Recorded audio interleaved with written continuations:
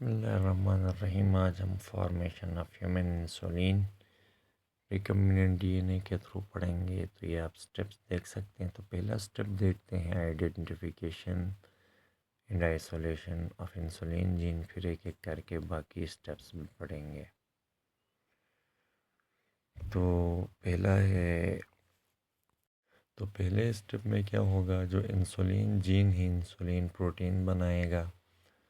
और insulin gene के अंदर दो पॉलीपेप्टाइड चेन्स होती हैं स्टूडेंट्स। एक को हम कहते हैं अल्फ़ा चेन और दूसरी होती है बीटा चेन। अल्फ़ा चेन में 21 अमाइनो एसिड हैं, जबकि बीटा चेन में 30 है।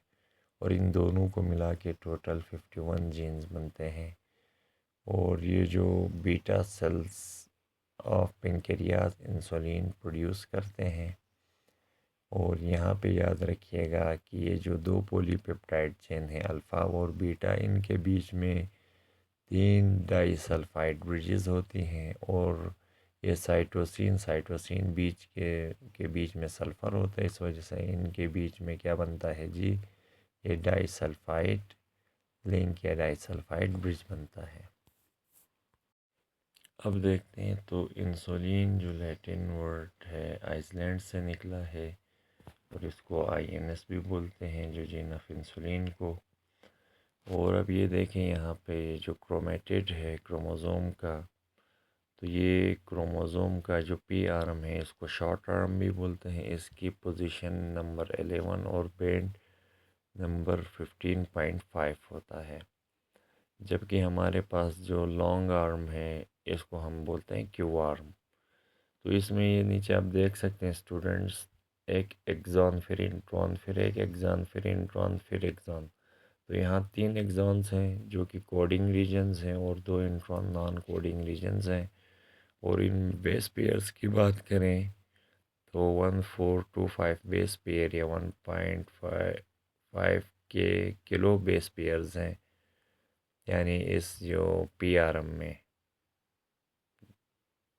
तो इसके बाद हम सूटेबल एक प्लाज्मिड हम सेलेक्ट करेंगे एज अ वेक्टर मॉलिक्यूलर, ताकि हम इंसर्ट कर सकें उसके अंदर जो डिज़ायर्ड जीन है।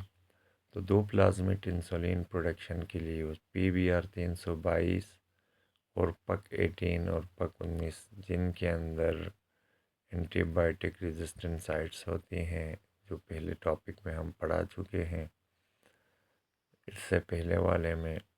तो यहाँ इन दोनों का जो प्लाज्मिड्स हैं, इनकी ख़ास बात यह है कि स्मॉल साइज़ है, ओरिजिन ऑफ रेप्लिकेशन है, इनकी कॉपीज़ ज़्यादा निकलती हैं और मल्टीपल रिस्ट्रिक्शन साइट्स हैं। इस वजह से ये 2 प्लाज्मिड्स हम यूज़ करते हैं।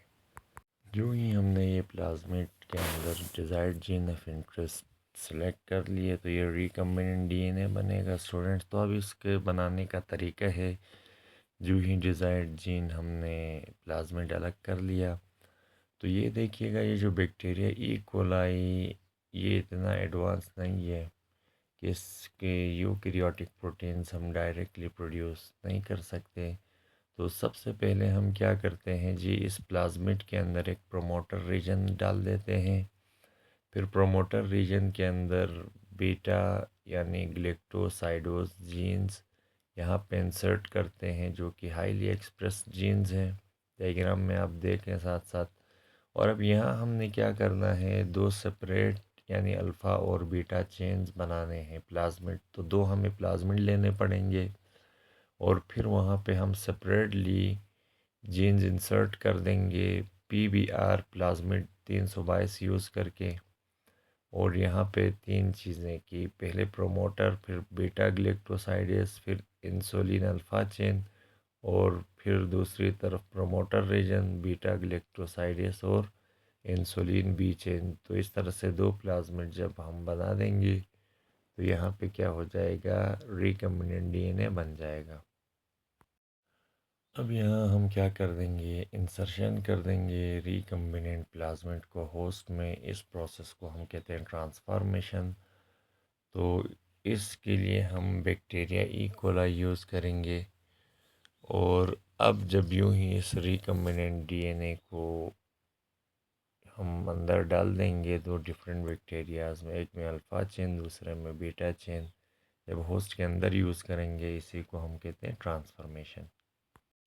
फिर इसके बाद यानी प्रोडक्शन ऑफ इंसुलिन चेन के लिए हम क्या करेंगे जी, बैक्टीरिया को लार्ज टैंक्स होती हैं स्टील की बनी हुई जिनको फर्मेंटर्स कहते हैं, वहाँ पे इनको सूटेबल मीडियम देंगे यानी जो इनकी ग्रोथ के लिए ज़रूरी है, और ऑप्टिमम कंडीशंस ये कहते हैं जी इतना टेम्परेचर होना चाहिए, इनका इतना पीएच होना चाहिए, तो वो रिक्वायरमेंट्स देंगे। फिर यहाँ बैक्टीरिया ग्रो करेंगे, इंसुलिन के जीन्स बनेंगे जी, अल्फ़ा बीटा चेन के जीन्स एक्सप्रेशन हो जाएगा, डीएनए से आरएनए बनाएगा, आरएनए फिर प्रोटीन्स बनाएगा, इसको जीन एक्सप्रेशन कहते हैं हम। अच्छा, फिर फ्यूजन प्रोटीन्स यानी अल्फ़ा चेन के साथ बीटो ग्लेक्टोसाइडेज, बीटा चेन के साथ बीटा ग्लेक्टोसाइडेज, यानी अल्फ़ा और बीटा के साथ इन बीटा ग्लेक्टोसाइडेज के मिलने को कहते हैं फ्यूजन प्रोटीन। अब ये क्यों ज़रूरी है, क्योंकि अगर ये नहीं होगा बीटा ग्लेक्टोसाइडेज इनके साथ या बीटा ग्लेक्टोसाइडेज की जीन्स, तो जो इंसुलिन चेन्स है ये डाइजेस्ट कर सकते हैं बैक्टीरिया प्रोटीएज, और दूसरा एक्सप्रेशन को इंक्रीज़ करने के लिए ताकि ज़्यादा से ज़्यादा प्रोटीन्स बने और टॉक्सिसिटी रिड्यूस हो यानी उसमें जहर का असर कम हो ताकि बैक्टीरिया किल ना हो सके। अब हम आते हैं स्टूडेंट्स इसके एक्सट्रैक्शन और प्योरीफिकेशन की तरफ। तो जो ही हमारे पास ये जो फ्यूजन प्रोटीन है, एक तरफ बीटा ग्लेक्टोसाइडेज है और दूसरी तरफ अल्फ़ा चेन, एक तरफ बीटा ग्लेक्टोसाइडेज और दूसरी तरफ बीटा चेन, ये ऊपर डायग्राम में देखें, इनको फ्यूजन प्रोटीन्स कहा। अब इनको अलग करने के लिए ग्लेक्टोसाइडेज और अल्फ़ा बीटा चेन्स को हम यहाँ साइनोजन ब्रोमाइड इस्तेमाल करेंगे, और जो ही ये करेंगे तो यहाँ हमारे पास देखें हम नीचे अल्फ़ा चेन अलग हो गया, बीटा चेन्स अलग हो गई। तो इसको हमने कहा जी एक्सट्रैक्शन और प्यूरिफिकेशन। तो अब फोल्डिंग और डाइसल्फाइड ब्रिजिंग। अब नीचे आ जाएं आप, अल्फ़ा चेन्स और बीटा चेन्स को अब हम क्या कर देंगे जी, यहाँ जैसे पहले हमने बताया था साइटोसिन साइटोसिन के साथ मिला के डाइसल्फाइड ब्रिजेस बनाएंगे, और जो ही अल्फ़ा बीटा चेन्स को यहाँ ट्रीट करेंगे सोडियम डाइसल्फोनेट या सोडियम सल्फाइड से, तो ये अल्फ़ा बीटा चेन्स मिल जाएंगी, ब्रिजेस बन जाएंगी, और इस तरह से डिज़ायर्ड इंसुलिन हमें क्या होगा, नीचे हम एक्सट्रैक्ट कर लेंगे उसको। फिर जब यहाँ इंसुलिन जीन की क्लोन्स बनेंगी तो हम फाइनल जो एक्टिव इंसुलिन्स हैं, ठीक है जी, जो वाकईन जो क्लोन है, तो वहाँ से फिर इम्प्योरिटीज़ को रिमूव करके फर्दर प्यूरिफाई करके बैक्टीरियल जीन से प्रोडक्ट निकालेंगे। फिर बाद में उसके हम देखते हैं जी क्वालिटी, प्योरिटी, इफ़ेक्टिवनेस और साइड इफ़ेक्ट्स उसके देखते हैं। इसको हम कहते हैं जी टेस्टिंग। और कंफर्मेशन के बाद जब हमें पता चलेगा कि किस क्लोन में इंसुलिन है, तो फिर उसको पिक करेंगे वियाल्स इस तरह की शीशे की बॉटल्स में या इस तरह की इंसुलिन पेन्स में।